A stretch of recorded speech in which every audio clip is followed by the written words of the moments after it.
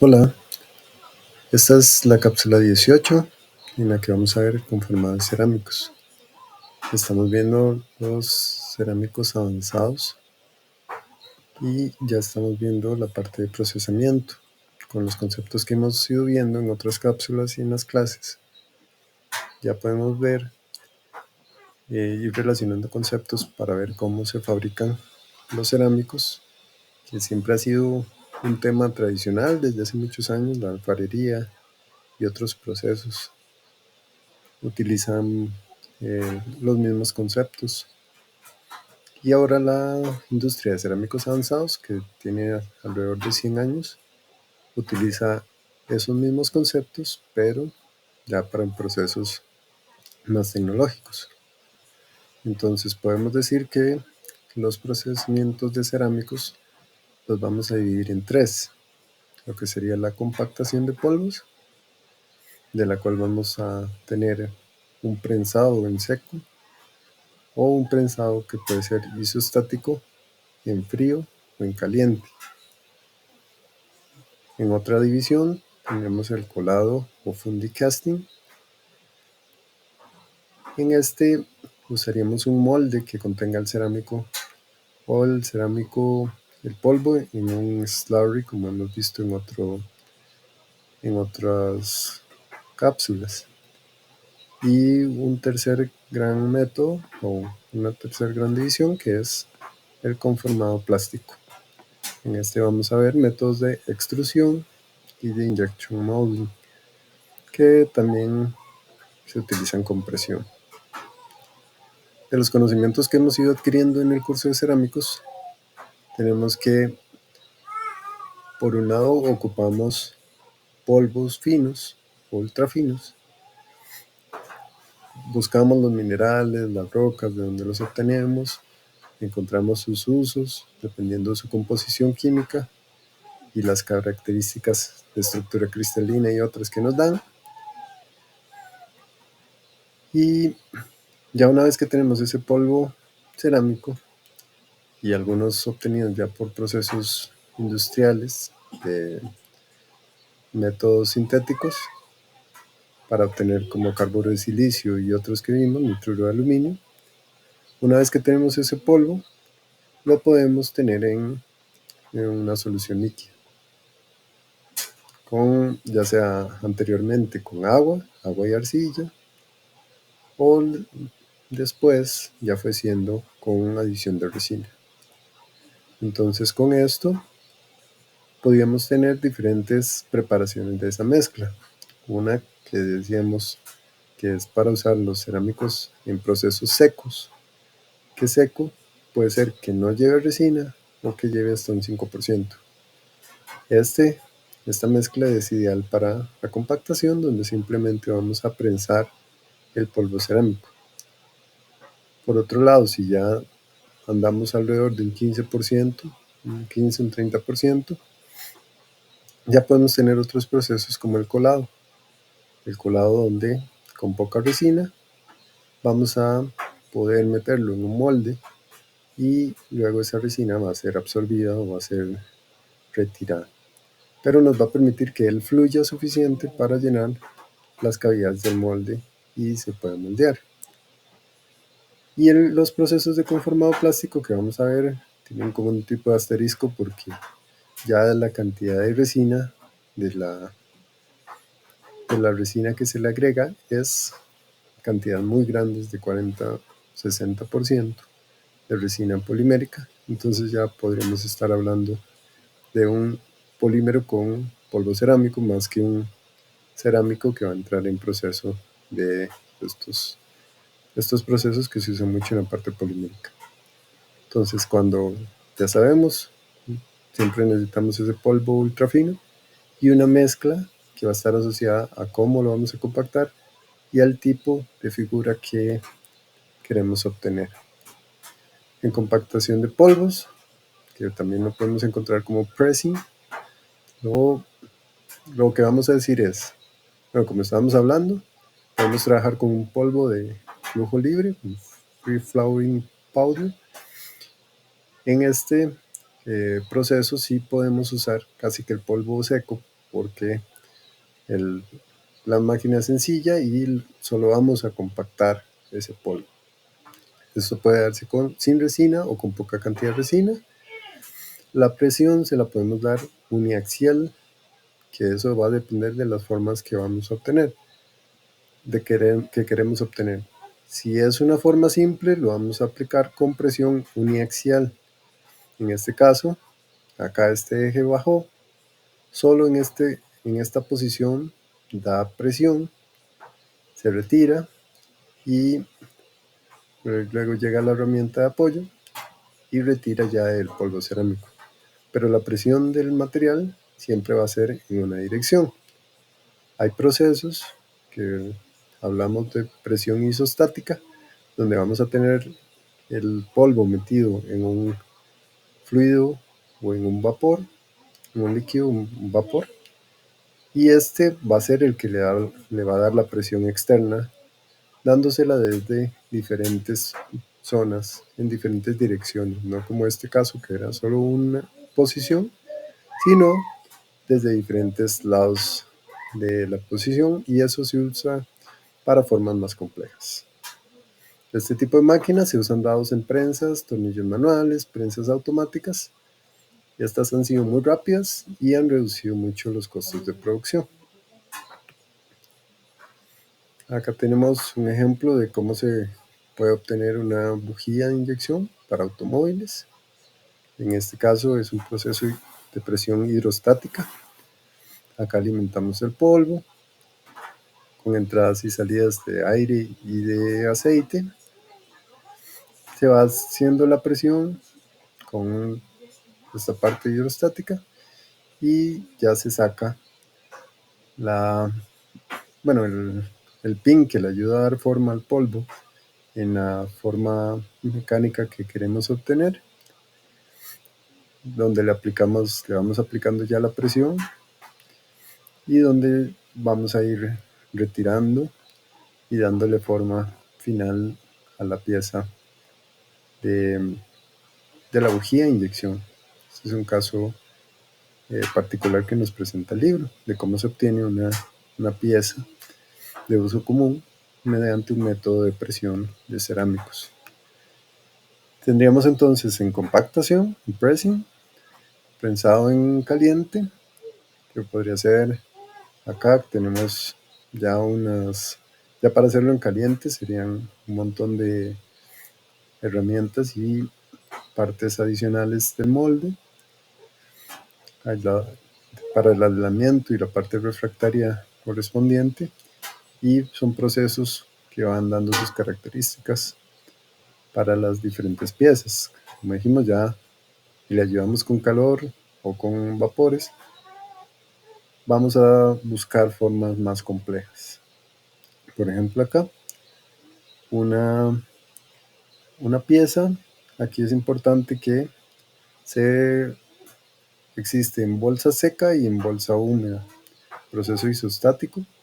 La pieza se recubre con una bolsa para que la presión que le está sometiendo, en este caso el fluido, como vemos acá, con un sello adecuado, la bolsa lo proteja y la pieza después pueda ser obtenida.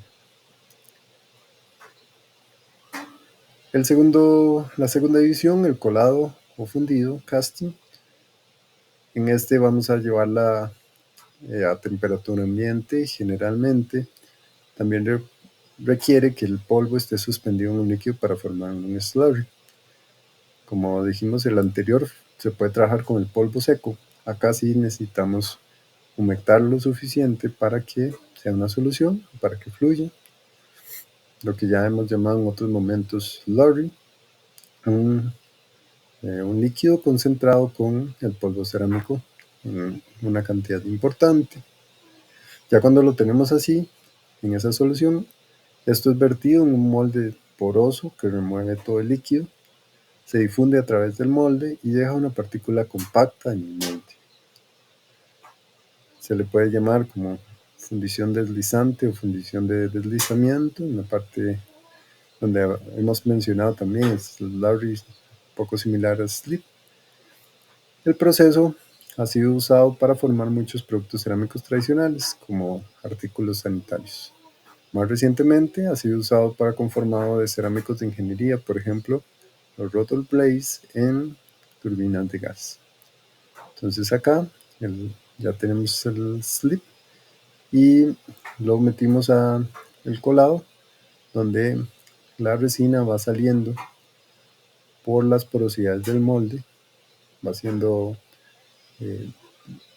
pasada en estas porosidades, en estos orificios del molde, y ya la pieza queda con el polvo seco, con la forma del cerámico que queremos. El otro proceso, la tercera división, es el plastic forming, el conformado plástico, donde diríamos que tenemos los procesos tradicionales de extrusion y el de injection, que se usa más o son muy conocidos por los ingenieros de materiales en la parte de polímeros, el moldeo por inyección y el de extrusión. En este, ya mencionamos, ya la cantidad de resina es muy alta, estamos hablando de un 50 o un 60%, y así se puede inyectar el cerámico. Acá tenemos una tabla donde, dependiendo los métodos de conformado para componentes cerámicos, ya hablamos de prensado en seco con gránulos de polvo de libre flujo para tipos de forma pequeña y simple, ya así es presión isostática, que era la de fluidos, con gránulos frágiles, y son más largas, las formas son más largas y más complejas. Y en la parte de extrusión es una masa plástica usando una solución polimérica viscosa. Ya la forma aquí puede ser elongada con una sección transversal constante. Y en el moldeo por inyección ocupamos que una resina orgánica le dé fluidez cuando se caliente. Ya son piezas complejas. Y en el fundido con solución, aquí es una crema, hablamos un slurry con un poquito de resina para que pueda fluir, y son para formas, se usa mucho para formas huecas. Entonces tienen diferentes requisitos y las formas que podemos obtener. Otros procesos de modelado que han venido siendo ya más desarrollados con tecnologías de irradiaciones y de deposición por máquinas de impresoras 3D y procesos más automatizados y robotizados. En uno, la estereolitografía, que es conocido como SLA. Aquí tenemos, donde se va un escáner, un sistema escáner, un cerámico verde, se le han puesto unas estructuras de soporte, el polvo cerámico en un fotopolímero y una tabla que es movible. Entonces ahí la pieza se va generando en condición automatizada. Y este otro caso, que es la deposición, esta se va depositando por capas, como si fueran capas de un pastel. El cerámico va quedando igual verde, hemos hablado que requiere un proceso final, y el polvo cerámico en filamentos de polímero termoplástico, con una boquilla de extrusión que lo va calentando, y una plataforma. Es el fundido por deposición. En el tema nos hemos encontrado en otros momentos con que se pueden hacer cerámicos en forma de pellet, como pasa con los polímeros, se puede obtener un pellet cerámico. Acá, por ejemplo, iniciaríamos con una molienda de bolas, que es un método sencillo. Lo que sale de esa molienda de bolas lo pasaríamos a secar, y de ahí lo pasaremos a una calcinación. Lo que sale de la calcinación lo volvemos a meter en una molienda de bolas. De aquí lo volvemos a secar, lo que sale. Acá ya tenemos, vamos a hacer un proceso de granulación, que es con el material que viene con una resina PVB. Ya hemos visto en el curso las PVA y las PVB. La metemos en una compactación de prensado en pellets, y esos pellets los vamos a sinterizar en una mufla y obtenemos el pellet cerámico. Entonces, por aquí hay una curiosidad de procesamiento: podemos hacer pellet cerámico. En el curso ahorita estamos viendo los semiconductores. Estamos en un momento histórico donde está la llamada guerra de los semiconductores, y bueno, hay mucha investigación, se está haciendo mucha inversión y se están considerando muchas tecnologías. Cada vez es más importante el tamaño de ellos, la velocidad, la eficiencia, y las grandes potencias del mundo están compitiendo por este aspecto. Ya hablamos en la clase anterior que la mayoría de semiconductores son cerámicos. Entonces, bueno, aunque mucho de la parte de procesamiento del chip electrónico es de la parte de ingeniería electrónica y similares, pero nos gusta por el estudio de los semiconductores y la importancia que tiene, y la oportunidad de que ingenieros de materiales puedan trabajar en estas empresas de semiconductores, que conozcamos el proceso o uno de los procesos clásicos por encimita. En esto hay investigación todos los días y los métodos cambian todos los días, y bueno, pero como referencia, como método referente que se ha utilizado muchísimas veces, está el de la producción de semiconductores por este proceso, que implica el uso de obleas. En oblea conoceríamos esta plaquita, donde, bueno, muchas veces se han utilizado obleas de silicios, y acá en un esquema propuesto sería la limpieza de obleas de semiconductores. Luego se va a realizar una oxidación de silicio. Acá se va a aplicar una fotorresina. Son fotorresinas sensibles a la ultravioleta. Luego se va a exponer se va a colocar una mascarilla para que la parte donde aplique la luz ultravioleta sea la que se busca. Se va a exponer y desarrollar la fotorresina con esa luz ultravioleta.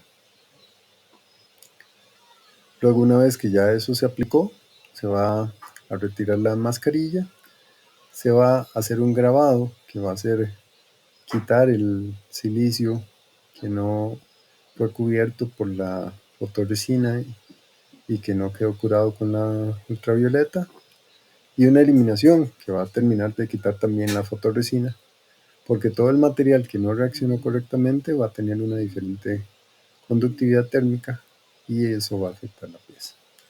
Entonces, igual, como parte de procesamientos, tenemos esta parte que incluye al silicio con una resina. Muchas gracias.